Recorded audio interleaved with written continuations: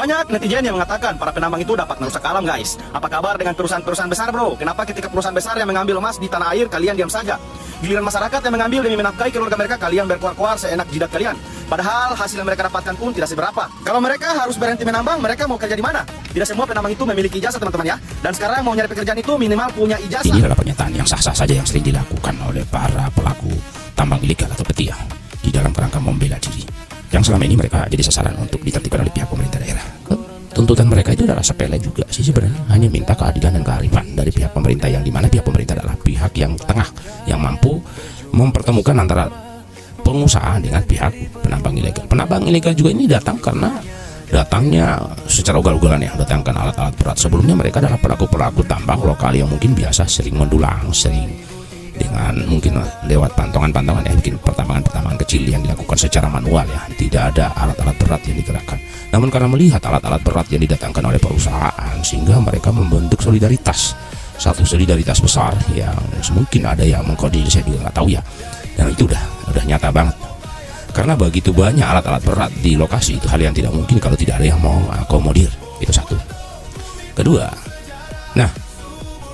tuntutan ini sudah menjadi sebuah perkara besar yang membuat insiden besar dan yang sangat membuat cedera sebuah daerah yang lagi berkembang. Tanggal 21 September 2023 lalu ya, itu terjadi pembakaran kantor bupati. Itu merupakan satu bentuk dari gerakan massa yang sangat frontal, karena tidak ada pihak pemerintah berdiri di tengah-tengah dalam menengahi perkara ini. Saya hanya sebagai seorang pemerhati lingkungan hanya satu yang saya inginkan: kembalikan Marisa yang hijau dulu, Marisa yang sejuk, yang punya gunung yang hijau, setiap pagi ada embun, dan Marisa juga terkenal dengan swasembada pangannya, yakni dengan persawahan yang besar dan luas. Ini sudah semua tidak ada, airnya sudah keruh, aliran sungai sudah tidak mencerminkan alam itu baik-baik saja, dan sudah terbukti kemarin sudah ada arus air ketika hujan 1-2 jam, sudah beberapa desa harus tenggelam. Dan itu nyata, sehingga pihak pemerintah daerah sibuk memvalidasi dirinya untuk menertibkan pelaku illegal lodging, yang akhirnya hari ini akan melahirkan konflik besar lagi, udah pasti, dan itu tidak bisa kita pungkiri.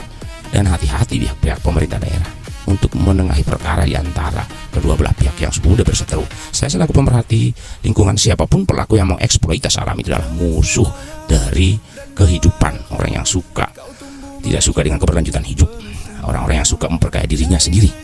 Nah, satu sisi saya juga memaklumi penambang ilegal ini juga adalah orang yang mencari rezeki, termotivasi untuk mempertahankan ekonomi.